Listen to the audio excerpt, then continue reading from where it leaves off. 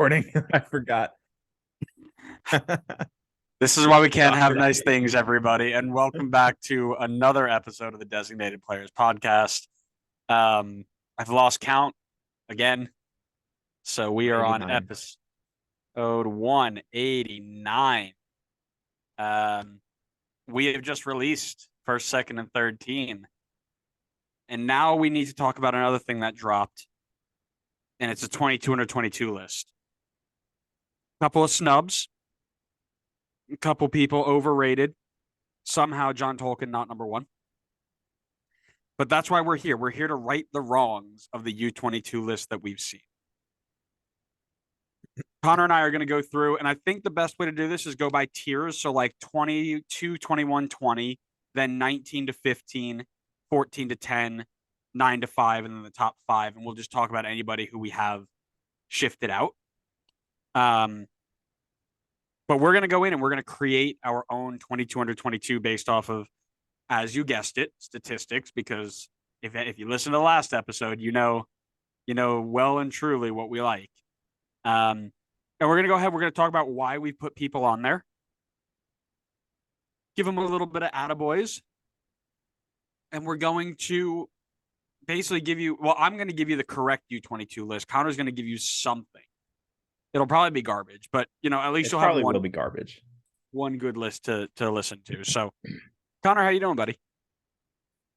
I'm excited for this one because I think I have some hot takes on this list. I've got a couple, too, that I'm really excited to share. Yeah, a couple of them, went in line with what the MLS writers put in. A couple of them didn't, but we'll go. We'll see how it goes. But you know what else we got to see? We got to see what type of scarf you're rocking because, I mean, what? Wouldn't be a DP Pod episode without Scarf of the Week. Yeah, for real. So, what are you rocking?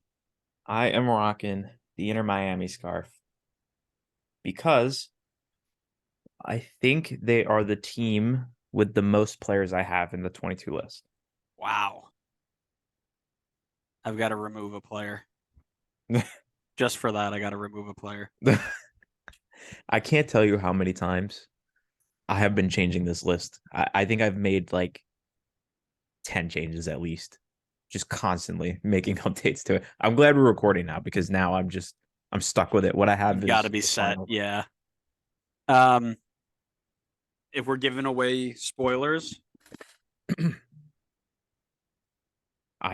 I hope that's the spoiler. I think it is because I am so here for it. up the crew. Yeah, that's a spoiler. I think you think it is. So, That's fantastic news. oh man, I got to figure this out here. This might be a great episode, honestly. You made my day with that scarf. Who do I? Ah, God. Okay. Now you're changing things, aren't you? Because I got I you. am. I am. I'm starting to Stop move tinkering things with it around. and leave it. It's set in stone. You could make changes as we Yeah. go through. Maybe I'll be able to convince you.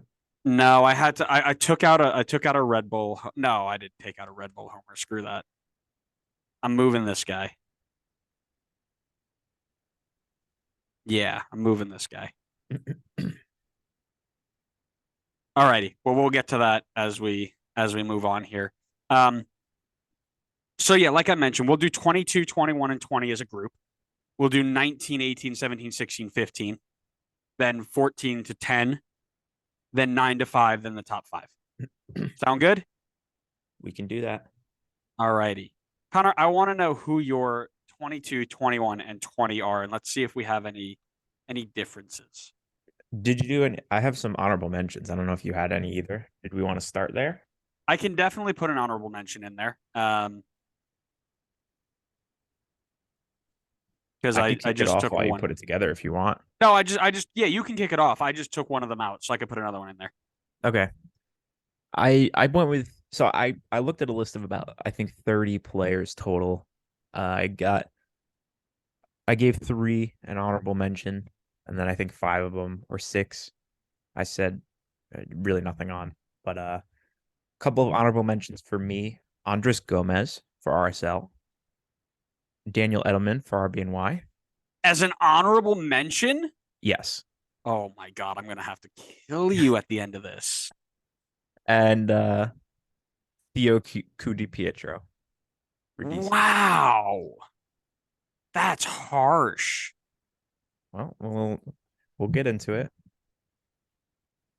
Wow, I only have one because I have a list of players that I analyzed here, of course. But the one that I just bumped out, Stipe Buke from LAFC.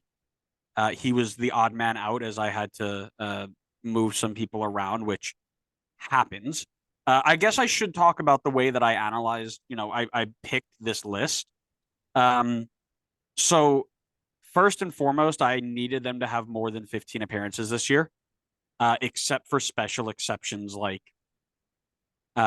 season-ending injuries or late additions. So that was my first little red, not red flag, but first stipulation, if you will, where I needed that to happen. And then my analysis includes the production of the 2023 season and what I think their potential would be over the next 3-ish years. Um, so I hope that clarifies things in the way that I analyze it. Did you add anything else in there that I might?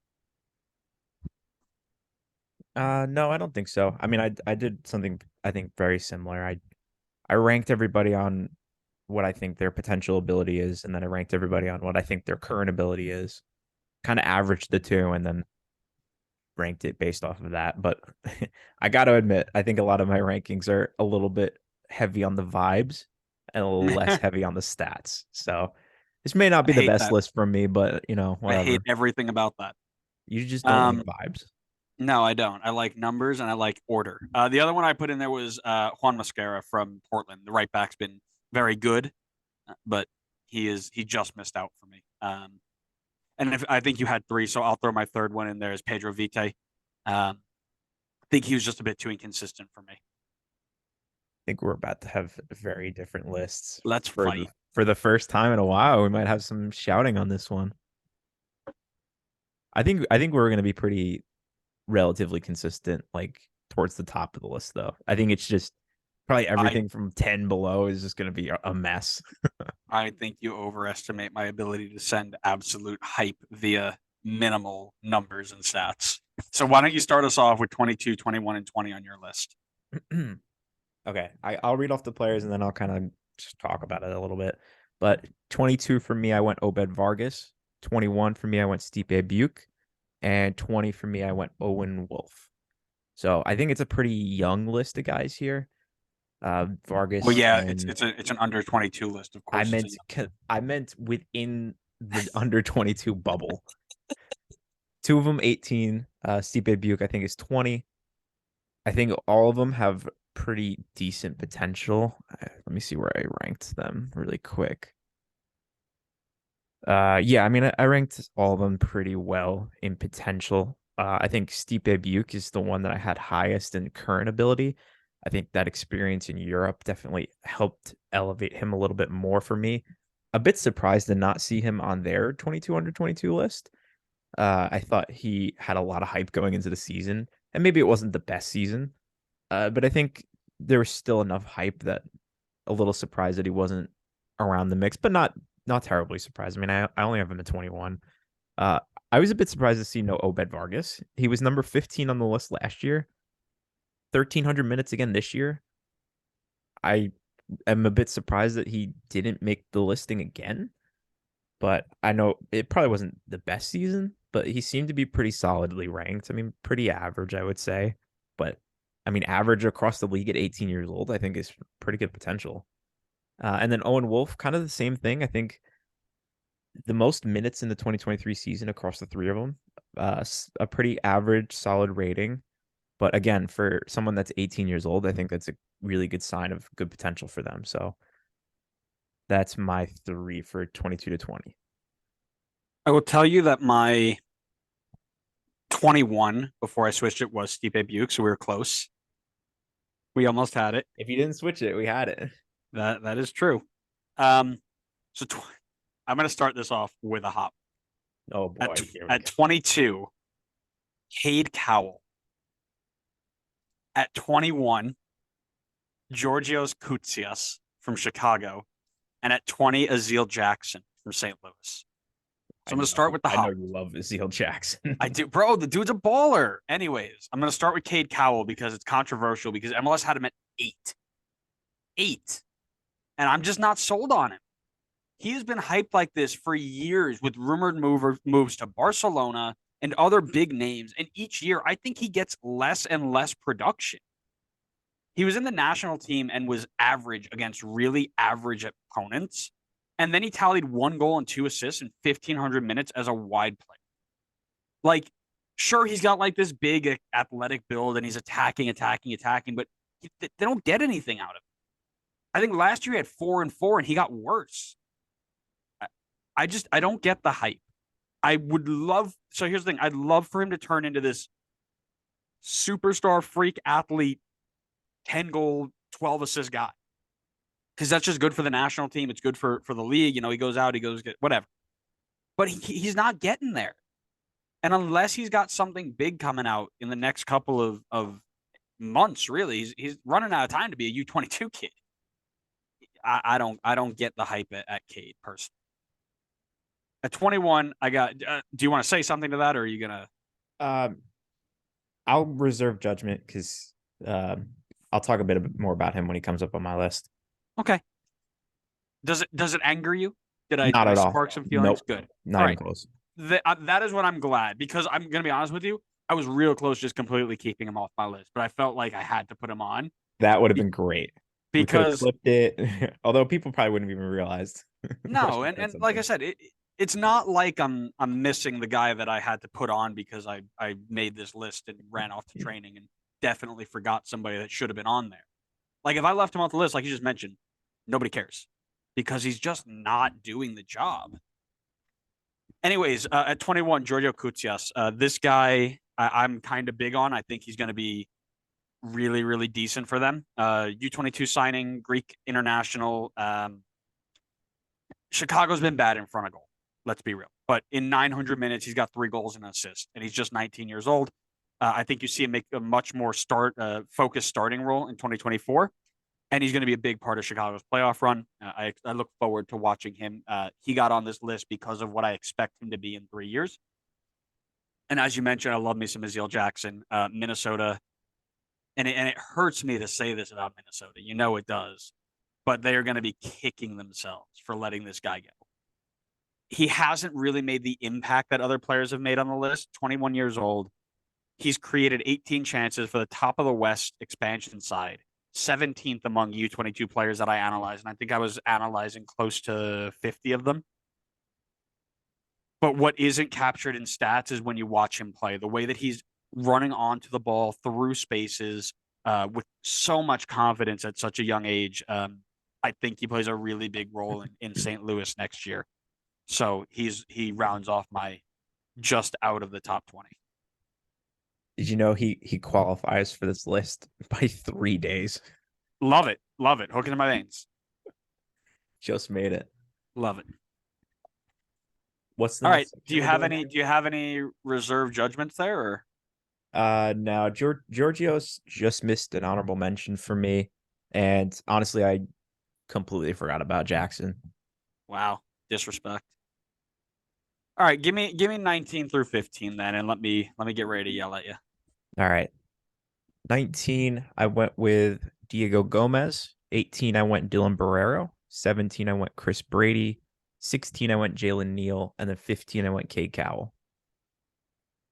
So I want to start with the Cade Cowell part Sure. because I absolutely respect you putting him at 22 because I feel the exact same way, but I just didn't have the balls to put him that low.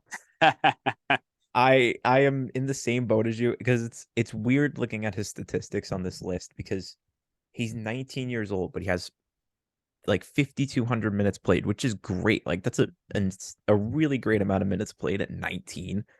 But to the exact point you made, I feel like we still have yet to see him do anything to validate the potential. I think it looks like he had a pretty decent season when he was 17, which I think was 2021. Mhm. But I feel like it's regressed since then, and I think this last season was pretty rough for him. Yeah, he's going backwards. Yeah. I don't I'm kind of in the same mindset as you. I mean, obviously I want him to do well. The exact reasons you said, it helps us in the national team, but I just think I don't see where the hype is coming from. I don't see how he is 8 in the 22 I don't see the Barcelona links. I don't get it. Maybe he turns it around next year though, but I feel like he's getting enough game time that it's not a question of like, does he need the game time to prove it? But I would definitely be willing to put him lower on the list. I just did not have the balls to do so. All right, so Love then it. now, huh? Love it. Love it. I'm Now glad. that we got Kate out of the way, I'll just kind of go down the list. So, Diego Oh, Gomez, before you go, sorry, I just want to. yeah, So he finished eighth, right? yeah, Last year, he finished 11th. yeah. He went So up. he went up, and I think he had like 8 goals, 12 assists over his career going up to that point. So he's gone up 3 spots and has regressed in the production. Like I don't get it. No, I hear you. Um, yeah. So I had Diego Gomez at 19. I think he's shown. I mean, it's a very small sample size. I think he had like 237 minutes in MLS this season, but I think he showed a little bit of promise there. I think I like that he's coming into the league with like three, almost 3,000 minutes played in a top flight team at only 20 years old. I think that um, shows that he has the ability to be in and around the first team. I definitely think he's got some good potential with a full season under his belt next year to be able to move up the list. Uh, but I think there were guys ahead of him that have been able to prove more in the league already and have a little bit more experience than him around at like a similar age or even younger. So he was a bit lower on my list, but I kept him pretty similar to where they ranked him. Um, Dylan Barrero, that one's a tough one because I think he has the potential to be high on this list, but he got hurt early in this year while he was playing really well, in my opinion. So we just didn't get to see a lot of him. And he's only got 2,000 minutes top flight in his career so far at 21, which was pretty low, especially at how old he was. So I think he has the ability to be one of the top guys on this list. I mean, I ranked him like 12th in current ability. Like I think he has that ability in him. I just think we haven't seen enough of him yet for me to feel like I should put him higher. Like I give him like one more year next year. He's fully healthy. He's doing what he's doing again. And I think, he's justifying the hype that I think that's there for him. Chris Brady, I know we were super hyped about him going into the season. I think you even more so than me. I definitely think he had moments this year where he showed his age. He showed his youth, a couple of like silly mistakes, but I think overall he's had a pretty decent season. I think he's got high potential on this list compared to a lot of other guys. I think I ranked him 12th in potential. I think we're just waiting for him to get a little bit more comfortable in the starting role, get some more minutes. I mean, 2,500 minutes this season was great. I think he had the most minutes this season out of anybody on my list. Uh, so I think he's moving in the right direction on this list. He's only going to go higher, but I like to see probably at least another season from him to move him up. And then Jalen Neal's the last one. I think Jalen Neal was showing amazing potential this season, and then he got hurt. Kind of a similar story to Barrero. But at least I think in Jalen Neal's case, he's a year younger, so that's kind of give him the boost over Barrero, and he had a lot more minutes played in the season. But all of his minutes top flight have come from this season, so still probably a bit more to prove in terms of like current ability for him. So I'd like to just see him get more minutes next year when he's healthy, and then I'd feel better about moving him up higher. Um, I've got a lot of people that I'll talk about. I think we're relatively close there. I don't have a lot of them pushed away, so I think we're close enough there. So I am just gonna move on and hit those talking points when I get to them. So my 19 to 15. At 19, I've got Cam Harper from RBNY. At 18, I've got Bernard Kamungo from FC Dallas. At 17, I got Jason Russell Rowe from Columbus. At 16, I have Chris Brady from Chicago. And at 15, I got Jack McGlynn from Philly. So here is where that all comes from. Grace loves it. Um, 19, Cam Harper. Converted to a wingback in this high pressing Red Bull system this year. The first time he's really played there for a full season. And you just see this massive jump in his game. And I think this is probably his long term home if he's ever going to go to the next level. I think he's going to be a right back, an attacking right back. He had 2 goals and 2 assists, 45 successful dribbles over 2,100 minutes this season. And he averaged almost one key pass a game from that right back spot. So he made a good jump this year, and he's on this list because I think over the next 3 years, he establishes himself really, really well. And that's not a biased take at all. Yeah. Okay. 18, Bernard Kamungo. His story is just brilliant. The Tanzanian refugee who won a roster spot for an open tryout for Dallas's MLS next team. Called up to the first team to score 4 goals in 453 minutes. Whenever Jesus moves on, this team's going to be in good hands. I really like the story is great, but the kid has the game to back it up. So very excited to see him play. Russell Rowe from Columbus didn't get a ton of time because obviously Cucho Hernandez, who we both put in our first team all MLS, um, not going to break into that team very often. But when he did get in, he had just over 500 minutes. He had 4 goals and 2 assists. Really good return for the Canadian striker. I don't know how they get him more involved next year, but Nancy's going to have to find a way because this dude is going to be, he has the ability to just find the goal, find the goal, find the goal. He was very good for the second team last year. Got called up and impressed in his short time at the first team. So at 16, our boy Chris Brady stepped in to fill Gaga's shoes, and I think he did fine, right? Our favorite stat, he was bang averaging 1.8, positive 1.8 PSXG plus minus. Done just enough to keep Chicago's playoff hopes alive to the last day. But as you mentioned, there's a lot that can improve. His shot stopping ability is very impressive, but he does have things that he just needs to grow into, right? You could see his age when he plays. He will, of course, grow into this over the next year or so, but I don't think his ceiling is as high as other goalkeepers or other players on this list. Like if you look at the national team goalkeeper pool, I don't think he's in the mix right now. Um, with the Matt Turners, the Gagas, the Zach Steffens, the Horvaths, I don't think he's quite in that mix just yet.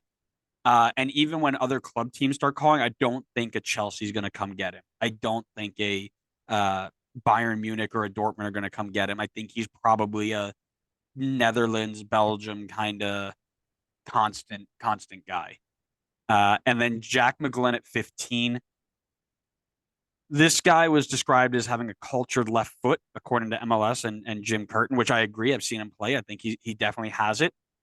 But his stats don't really back up a lot for him. 2 goals, 1 assist, and 21 key passes in over 1,500 minutes in what I think is a more advanced role. And correct me if I'm wrong, because I thought he was more advanced. He has tons of room to grow, but I think we need to tap the brakes a little bit on this guy. I think he's 10 last season, and this season he was 7. 7. Yeah, so again, I think he's got a high ceiling, but is it as high as other people? I don't know. I did not think of Russell Rowe at all, but now that I'm looking at him a bit, his scouting report on FBref per 90 is outrageous. Right. I think he just has to get more minutes, but I mean, as long as Cucho's there, it's gonna be hard for him to do. Right. Well, and that's the thing, right? If when you look at over a full season, I think that it's tough to do a per 90. But when you're looking at like these young guys who may not be getting a ton of time, like Grace, for example, Grace is like, let me know. Um, I think when you look at these young guys, I think those are the ones that the per game stats are going to matter. So, um, yeah, that's why I threw him in there, and I was really impressed with what he was doing. So That's some good work to find that one. I am good at what I do. All right, so why don't we take you on then to 14 to 10? You're gonna have a field day with this section. This might be. I think this is the section where I have the hottest takes. All right, All right, 14 for me. I've gone Pedro Vite. okay. 13 for me. This is a fun one. I think this is the one you'll probably get most frustrated with.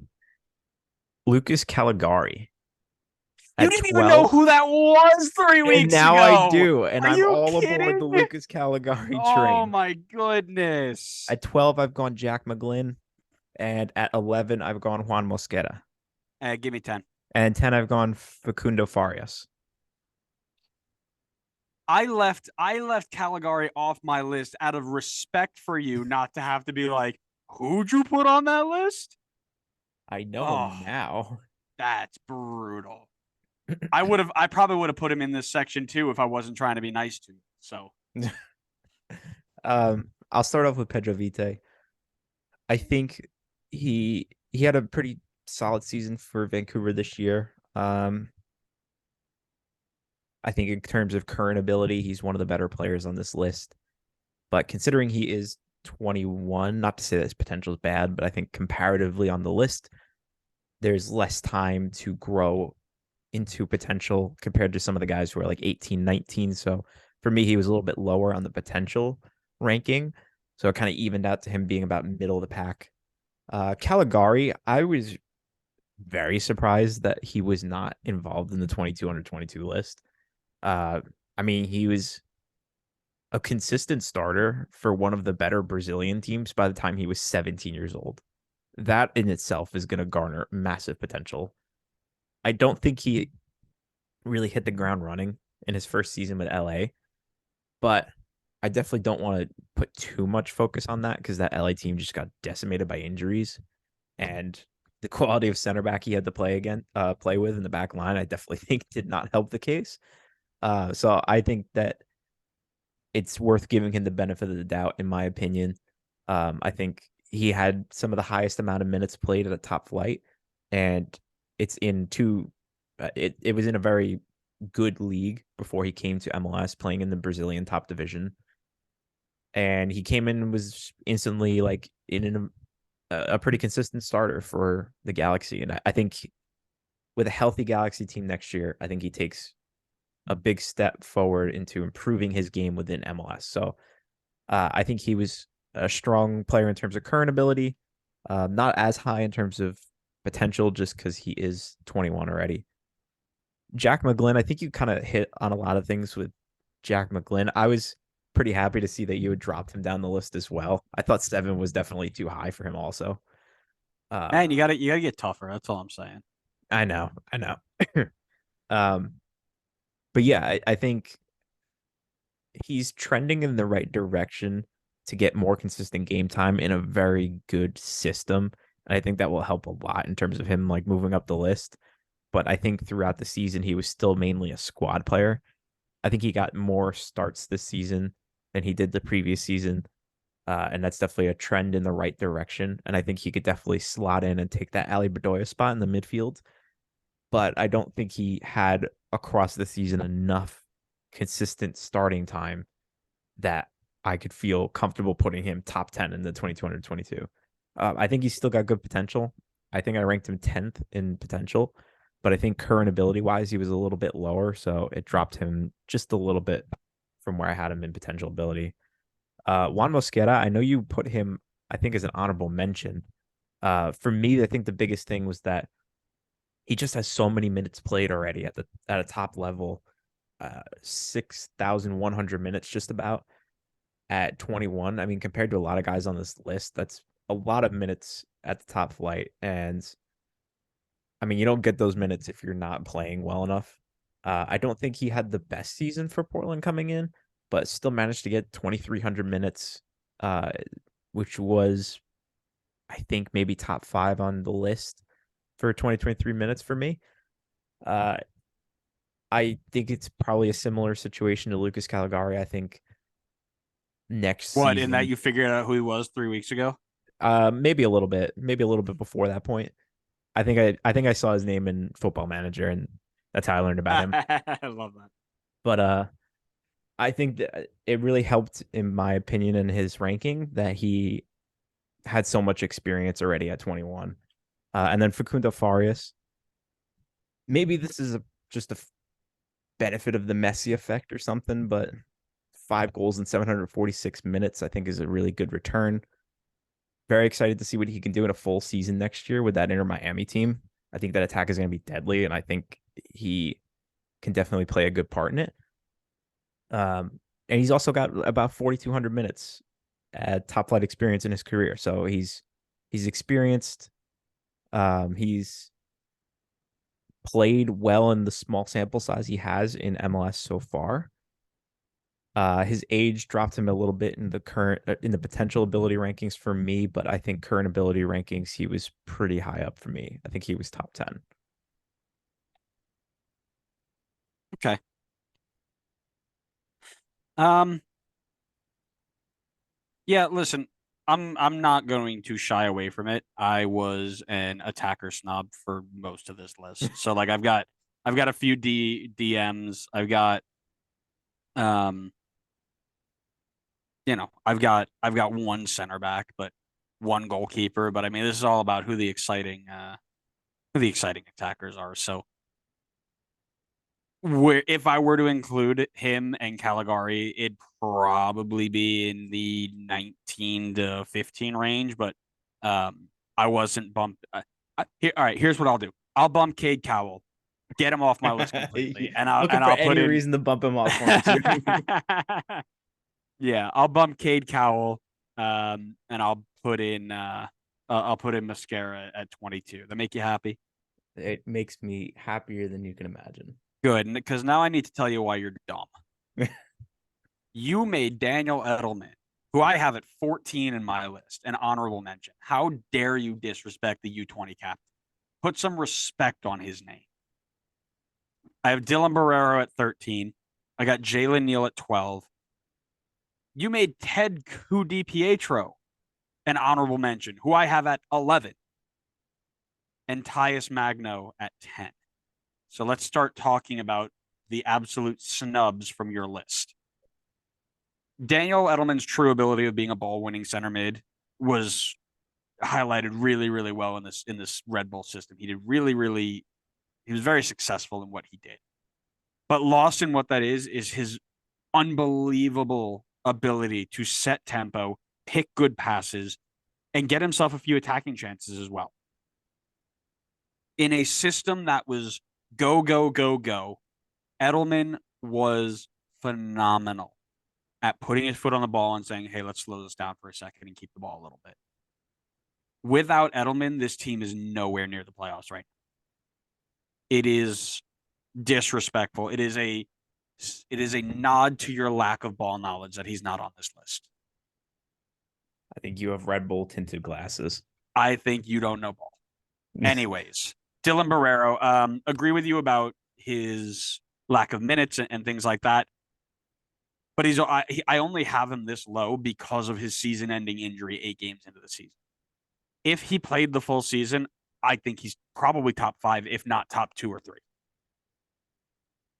3. One of the most impactful players in the New England team, lightning quick pace, very good on the ball.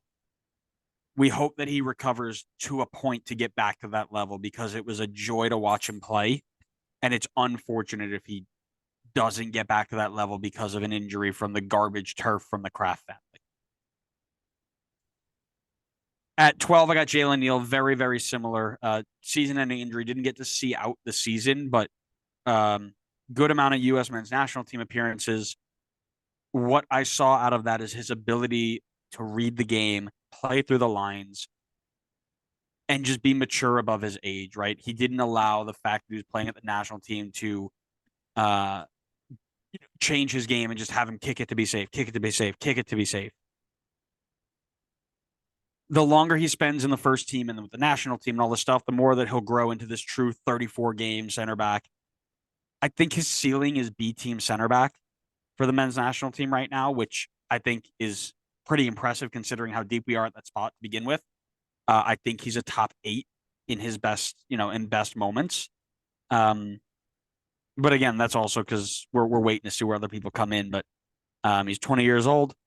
I think if he doesn't go down with a season-ending injury, he plays himself into a place right about here. Ted DiPietro, I think, is an absolute snub off of you. 26 appearances, 14 of them off the bench, just under 12 minutes, 1,200 minutes played, 5 goals and 2 assists. And he might have more assists because those assists came from who scored, who don't do second assists. He starts out as a sub. He works his way into the first team to get good minutes. He's going to have a new manager coming out in 2024. I expect him to get massive first team minutes next year. And again, I want to remind people that I'm not making this statement in our preseason predictions. This guy's going to be a 10-10 guy next year. You just said it. He's but it's not a jinx until I say putting up Kate Cowell numbers next season now. Stop it.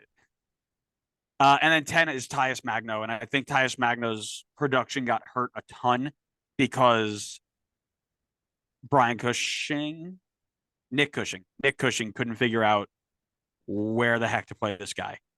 Played him as a 9, and he was absolutely lost up there. Didn't do very well.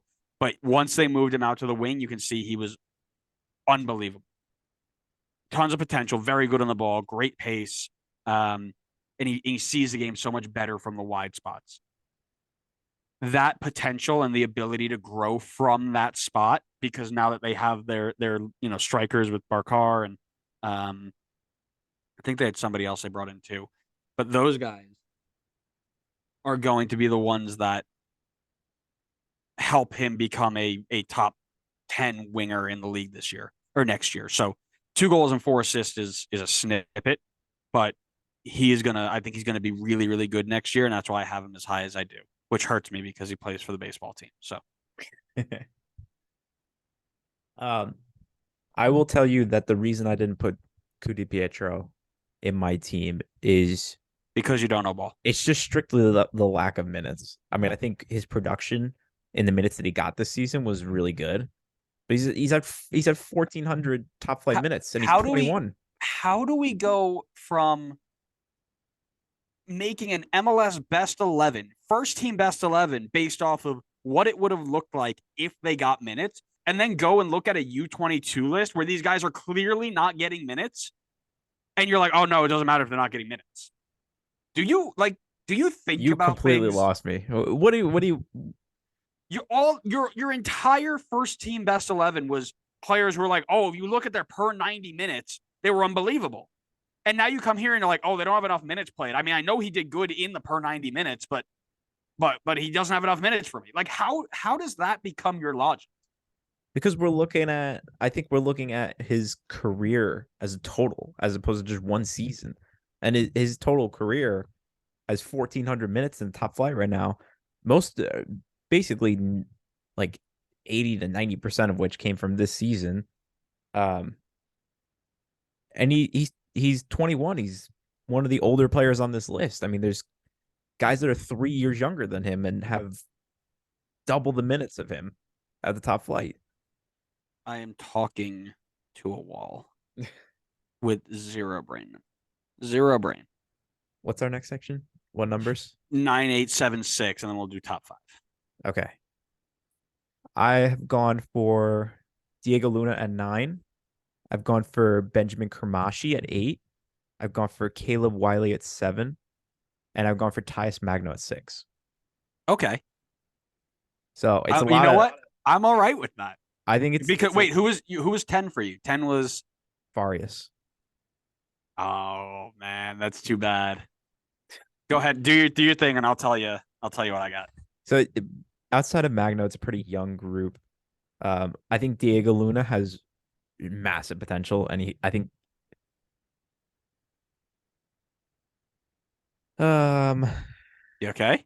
no, Why? because I realize with Diego Luna, I'm kind of contradicting myself. Oh, really? No way. Go ahead. Keep going, please. Yeah. Um, Your list. Don't change your. Please don't change your list because we've got things to talk about. I'm not gonna change it. I'll stick with it. But But please tell me more about your contradictions here. I'd love to hear about them. he has pretty similar minutes this season and career wise compared to Cudi Pietro. Oh, does he? He does. No I way. would still put Diego Luna higher, and I'm sure you have as well. I think he's doing it at a year younger, so I think a full year next year from Diego Luna definitely elevates him that much higher than where Cudi Pietro currently is at 21. But I don't want to focus too much on. I want to focus more on Diego Luna here, but I think people have been talking about his potential now for a little bit. I think he's been garnering some hype, and I think the 1,100 or so minutes that he got this season, he is starting to show that the hype is justified. He is a baller. I can't wait to see him get a full season with RSL and peace out to Europe and hopefully start getting involvement in the senior men's national team.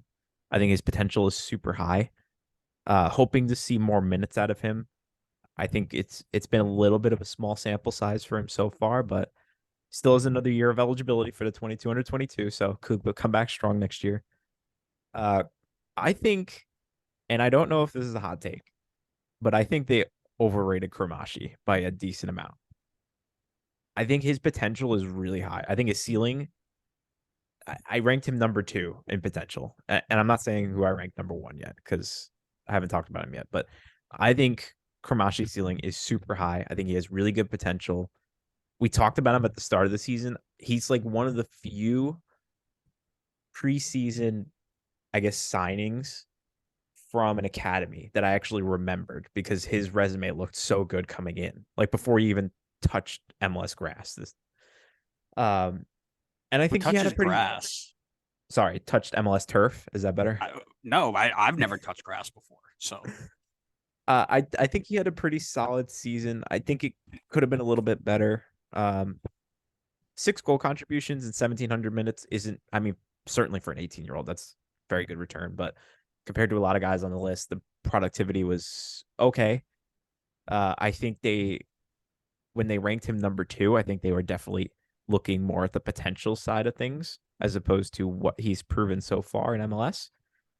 But I think with how exciting this Miami team is going to look next season, there's certainly big potential for him to jump up high in this ranking and quickly. Then Caleb Wiley. I love me some Caleb Wiley. I think they were a little bit underrated on him, and that's definitely no bias in that. Same age. So I look at him similar to Kramashi, same age as Kramashi, but has 2,000 more top flight minutes than Kramashi already. Caleb Wiley was getting minutes last season with Atlanta, and then this season is where he really kind of blew up. I think maybe I focused too much on him because he was such a great fantasy pick because he was like a 4.0 and he was just constantly starting and getting involved in goals and assists from the left back spot. But no, he had a really great season. I mean, from I guess a bit of a more defensive position in the left back spot. I mean, I think he did have moments where he was more so on the wings, but 8 goal contribution, 2,200 minutes at 18 years old. I mean, he got 2,200 minutes is like top, I think it's top 10 in the list in terms of minutes for the season. He's 18 years old. That's crazy. He was a very consistent starter for a playoff team in the league and a legitimate playoff team, not a play-in team, a playoff team. So that pushed him high up on my list for me. And then Tyus Magno. Sorry, I feel like I'm waffling a lot, but Tyus Magno, I think they were sleeping on him big time. I mean, he was number 3 on the list last year. I definitely think he deserved to drop on the list a little bit this year because he had a pretty weak season, not his best. But to the exact point you made, I think they were playing him out of position. Give him a striker, and I think you start to see more of the potential, which we were hoping for when he first signed. Because I remember there being huge potential with him. So I think he had the most top flight minutes played out of anybody on this list, and it was not even close. He's 8,200 minutes top flight already at 21. I think that's phenomenal. I think he's one of the most. I think he's one of the best players in terms of current ability on this list. And I think we'll start to see more of the old Tyus Magno that was showing a lot of really good potential now that he can hopefully go back to playing on the wing. You did waffle there, but it's okay because I don't have a lot to add. So I'm just gonna go back to 10 for a second, right? You had Farias at 10. Mm-hmm. So at 10, I had Tyus Magno. At Mm-hmm. 9, I have Facundo Farias. At 8, I've got Diego Luna. At 7, I've got Benjamin Cramashi. And at 6, I've got Caleb Wiley. Oh, we were so I so just close. flipped. I just flipped them. If I just dropped Tyus Magna, if I just put on my Red Bull tinted glasses, we could have had it matching. We could have done brilliantly, but that's okay. You know what? You're allowed to be wrong sometimes. I'm the correct order, but that's okay. So I talked about Farias, the last exception on my list. He didn't play the minutes that I expected, but he's got 3 goals, 1 assist in 750 minutes. Of course, Messi brings out his ability, so I think Farias is going to be really, really good next year with Messi on the other side of him, underneath him, wherever he ends up being, right? Diego Luna was my breakout player to watch this year. 4 goals, 1 assist in 1,100 minutes, and just a little shy of what I thought he'd do. But immense talent, upside is all there to see, right? Where does he rank in men's national team number 10? I don't know if he gets that high, which is why he's not top 5 for me. But I think he has a big part in RSL's future in a very, very near future. Benjamin Cramashi, the most sought after dual national I can remember, right? The second this dude stepped on, like, we need to get him. And we did, which is hype. Let's go. But what does his future look like? And again, the reason why he's not top 5. Is he knocking Gio out of the 10? No. Is he starting on the wing over Weah and Pooley? No. So is he a B team guy? Like, yeah, obviously we can't expect him to be in the national team or ask for him to be in the national team until he leaves Miami and goes plays somewhere, that matters. Because that would just be ludicrous. And then what does his club future look like? Like, is he going to a top 5 team in a top 5 league? I don't know, because he's so young. I don't know quite where he's going to go. And what does he look like without playing next to the best player in the world? Because he came in right about the same time, if not a little earlier, for Miami. And he wasn't, I don't remember like being massive headlines before Messi got here. Then again, I may be just not remembering things, but it was exciting because there was potential, but he didn't really start producing until Messi was next to him. And I do hate to say it, but Tim Weah is no Messi. So I don't know. And then Caleb Wiley, John Tolkien's backup for the 2030 World Cup is locked with Caleb Wiley in there. He can play advanced or defender, really high ceiling in both spots. 4 goals, 3 assists, 50 minutes. 18 years old. Gutman's gone. That left back spot is his.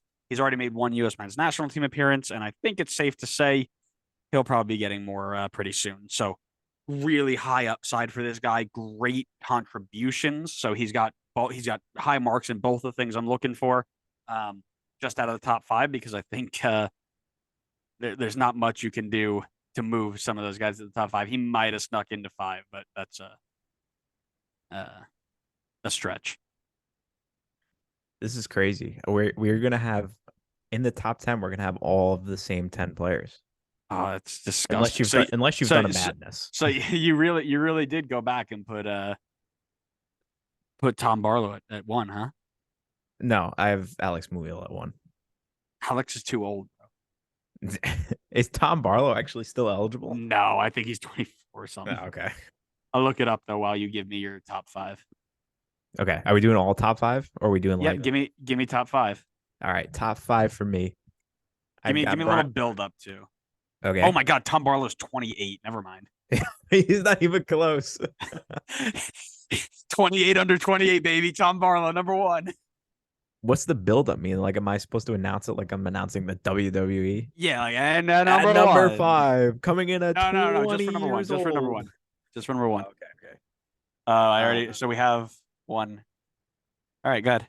Number 5 for me, I've got Brian Gutierrez. At number 4 for me, I've gone Noel Buck. At number 3, I've gone Alan Velasco. At number 2, I've gone John Tolkien. And at number 1, this might have been obvious if you listened to the last episode.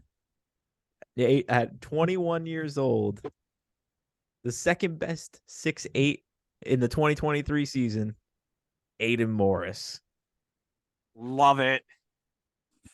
No notes. Oh, some notes, but no notes. Oh yeah, I should probably explain it. I mean, I think the top 5 for me, and it seems like for you as well, was pretty clear cut. I mean, I think these 5 guys, just based on what they've already proven so far, and or what they were able to prove this season, I think justified them to be in the top 5. Gutierrez has been in and around that Chicago team for a few seasons now, and I think this season was a really good one for him. I got him down as 2 goals and 9 assists this season while having 2,300 minutes. I think, to your point, I think him and Kutsias are going to build a nice attacking partnership in Chicago. Then Noel Buck, I think numbers wise, he looks pretty similar to Kramashi, but I think he had a better season this year. And I think it helped to kind of push him up my list. I had him as my top in terms of potential. I think he has a really high ceiling, hence why England came knocking and brought him into the youth team. And hopefully he comes to his senses and comes back to the US. But I think his ceiling is super high. I hope next season we can get some good minutes with him in a non-dysfunctional team right now. I think he also lost minutes this year because he got hurt at some point, and that definitely didn't help as well. But I think his ceiling is so high. I think he's a phenomenal player. Alan Velasco. I think I'm gonna come in with I think a bit of a hot take here, but I think Alan Velasco benefits from what I'm gonna call the South American tax. It's a similar concept to what we say about English players when you got guys like Pooley and Ziyech getting, a market value of like 30, 40 million, and then you see Mason Mount with like a 80 million market Declan value. Rice is $88 million when Tyler Adams is 25. Yeah. Exactly. I think they just benefit because they're English. I think it's a similar situation here. I think Alan Velasco being number 1 is a benefit of the South America tax. I think there's just South American hype coming in from him. And I do think he has good potential. And I think he's been able to prove some of that in the league so far, but I haven't seen a season where I've been like absolutely wowed. I haven't seen like a Thiago Almada-esque season, trying to think like a Brenner-esque season where he's just completely lit it up, really shown that potential, and to be able to get that move to Europe. Like I don't think he's shown enough that he get that move that I think we probably expected at the start. But that's not to say that he hasn't been good. I mean, he still had a good rating this season, even though he had only 8 goal contributions. But I'd like to see a bit more from him. I put John Tolkien at 2. I think they were underrating John Tolkien here. Tolkien had a really strong rating this season. 7.12. I think it was the second highest rating out of anybody on my list. 2,300 minutes played. He's got 7,000 top flight minutes already, which is fantastic at 21. I mean, he's in and around the conversation occasionally for the men's national team. I mean, he's a very solid left back. I think he needs to work on the defensive game a little bit. I think he's really good going forward, but I think he was a bit slept on here at 6. I think he definitely deserved it to be higher. And then number 1's Aiden Morris. I don't have too much to add. You can listen to our MLS best 11s, but I put him in my first team best 11 for a reason because he was so good this year. And we knew he had potential before this point. I still remember us having the conversation watching him in MLS Cup final and being like, this dude can ball. And guess what? He absolutely proved that, and then some this season. He balled, and so he was an easy choice for me to go top of my list. All right. Do we match? At Hearing number you say you five. have some notes, I don't think so. At number five, I've got Brian Gutierrez. At number four, I've got Noel Buck. Ooh. At number three, I've got John Tolkien. Oh, boo. You At at number two, I've got Alan Velasco. And at number one, I've got this guy, Aiden Z. Morris. And as I mentioned, a couple minutes ago, I am a attacking player merchant, and that is the sole reason why.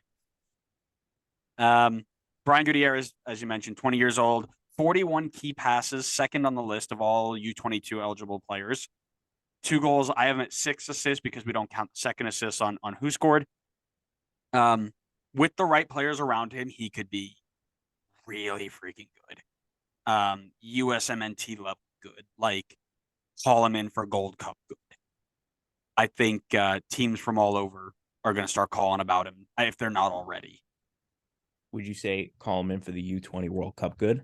I mean, maybe if we were lucky, but I don't know if he's that good. Noel Buck at 4, called into the Penguin U23 team or U18, I think it might have been. The second he stepped on the turf, people started looking at him. 3 goals, 1 assist, good return for the 18-year-old, 600 professional minutes. Established himself really well. Looks to have a bright future overseas and will only take more strides forward in 2024 for New England. The best left back in the league and the U.S. men's national team pool, John Tolkien, or JMI, as he likes to be known, is an attacking weapon. And he's also really defensively sound. So 2 goals, 6 assists from left back in a team that has literally 0 attacking options. He has 8 goal contributions for a team that has scored like 40 goals from left back. I'm sorry. We're so bad. And we might make the playoffs.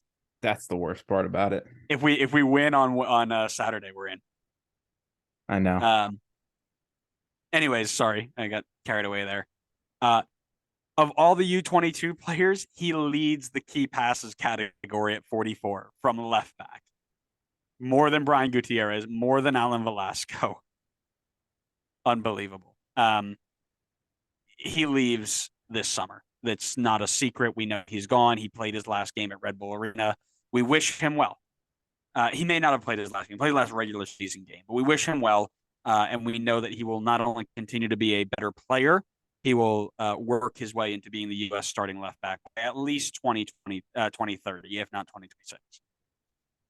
Alan Velasco, there was a matchup between FC Dallas and Miami, and it involved this guy, Misai, who everybody thought was like this big, good Argentinian player. Alan Velasco was the best Argentine on the pitch.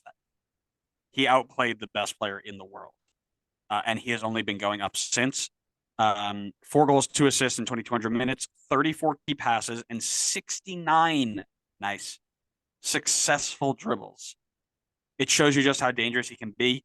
We know that people are looking at it. We know there are eyes on him, and they're ready to make dumb amounts of money to give to FC Dallas to get him overseas.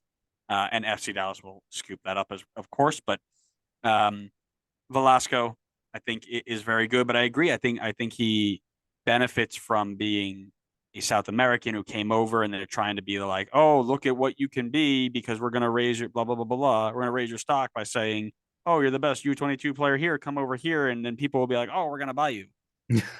And they slander on my boy, Aiden Z. Morris, a staple of the midfield in a very good crew side.